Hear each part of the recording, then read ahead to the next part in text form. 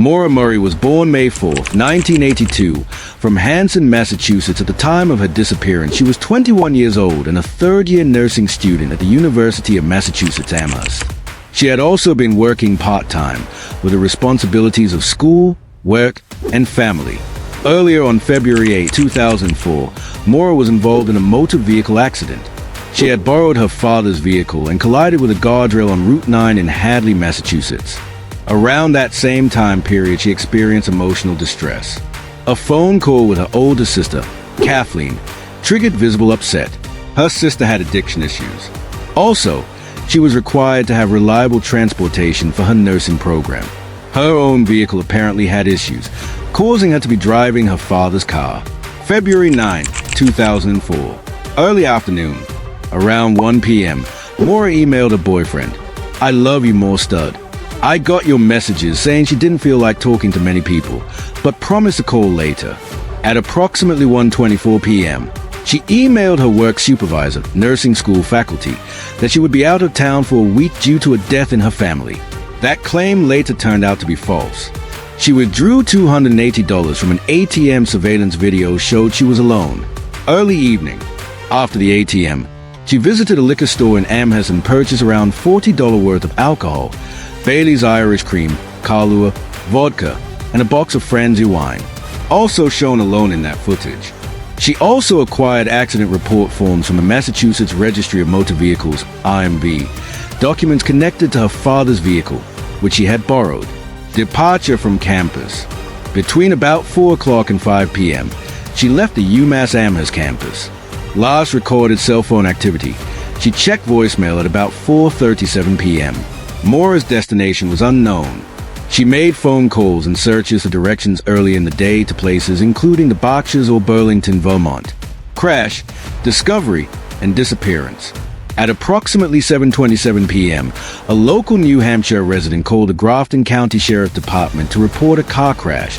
A black Saturn had run off Route 112, Wild Amanuset Road, into a snowbank, facing west on the eastbound side of the road near Woodsville. A school bus driver who lived nearby, Butch Atwood, passed the crash site. He saw a young woman walking around the car. He stopped, spoke with her. She appeared shaken but not visibly injured. He offered help. She declined, saying she had already called for roadside assistance. An officer arrived around 7:46 p.m. At that time, the car was locked. No one was at the scene. Maura was never found at the scene when police arrived, neither in nor around the vehicle. Immediate investigation and search efforts beyond the locate report was issued on February 10th at 12:36 p.m. On the same day, a voicemail was left on her father Fred Murray's home answering machine stating that her vehicle had been found. Fred, being out of state, did not receive it in time.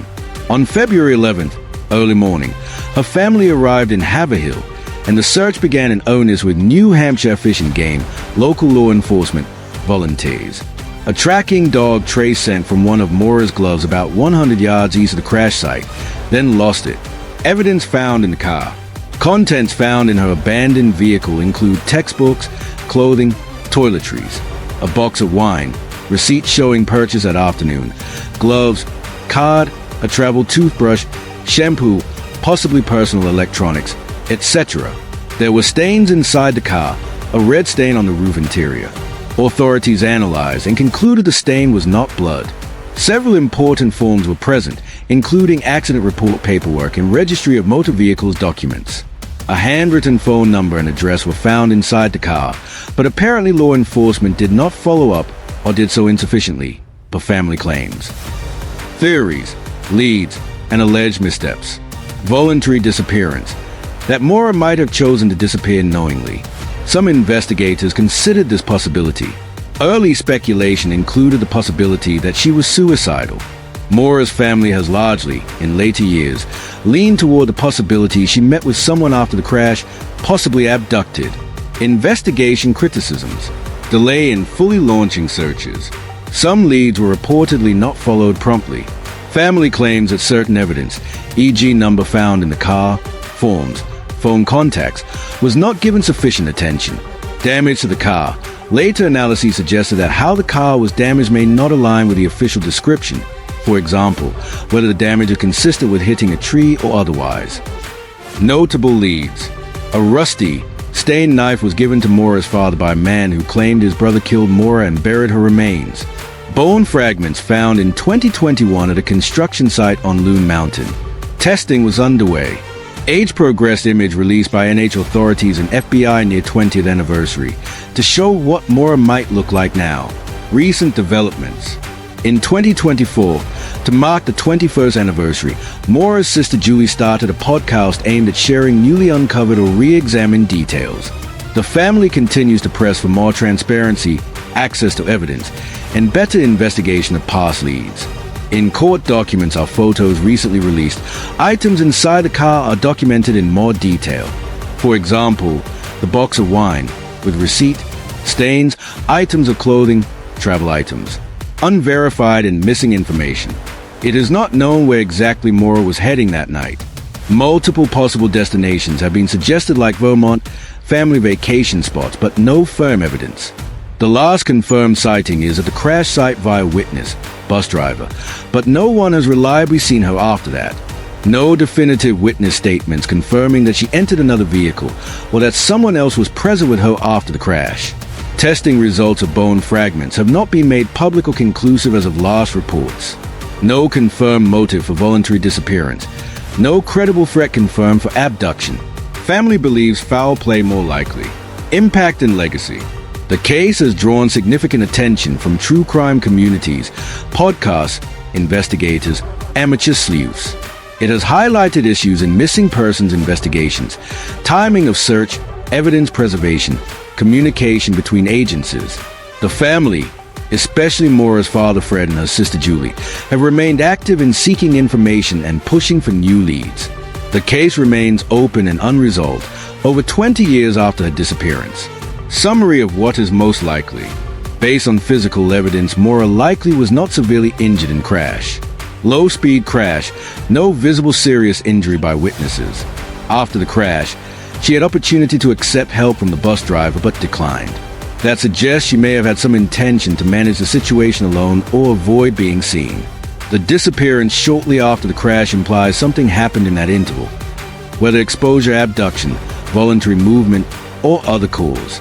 Given the family's belief and the lack of credible self-harm evidence, many believe foul play abduction or someone offering assistance that turned bad is a strong possibility. Alternative hypotheses, voluntary disappearance. Police missteps remain in discussion but are less supported by some recent evidence. Questions still unanswered. What was Maura's intended destination that night? If any, did she plan to meet someone? Did she communicate that to anyone? What exactly happened between when the bus driver saw her and when police arrived? Where did she go in that time? What are full test results for the bone fragments and other physical evidence? What was the significance of the phone number found in the car? Who was the person linked to it? Were there any witnesses who saw Maura after the crash who have not stepped forward or unrecognized surveillance footage? If you have credible information about the case, law enforcement encourages people to come forward. The case continues to be investigated. Age-progressed images are available. New evidence is being analyzed. At UMass Amherst, Maura was a nursing student and continued to maintain a solid academic record. She worked part-time as a security desk assistant in one of the dormitory buildings. Friends and classmates described her as quiet, intelligent, and athletic, with aspirations of becoming a nurse. Despite these outward successes, there were signs of strain in her personal life. In late 2003, she faced a minor legal issue when she was caught using a stolen credit card number to purchase food. The incident did not result in jail time but was handled through a pre-trial diversion program. As long as she stayed out of legal trouble, the charge would be dismissed. Maura was also involved in a long-distance relationship with her boyfriend, Bill Roche, an Army lieutenant. While they maintained regular contact, it is unclear whether the relationship was experiencing difficulties at the time of her disappearance. On Monday, February 9th, Maura took several unusual steps. She emailed her professors to inform them she would be taking a week off due to a death in the family. There was no such death in the family. She packed some of her belongings, including toiletries, textbooks, and clothes. She withdrew nearly all the money in her bank account, approximately $280. Thanks for watching. If you want to watch more of this type of videos, and do not forget to like, subscribe, and hit the bell icon.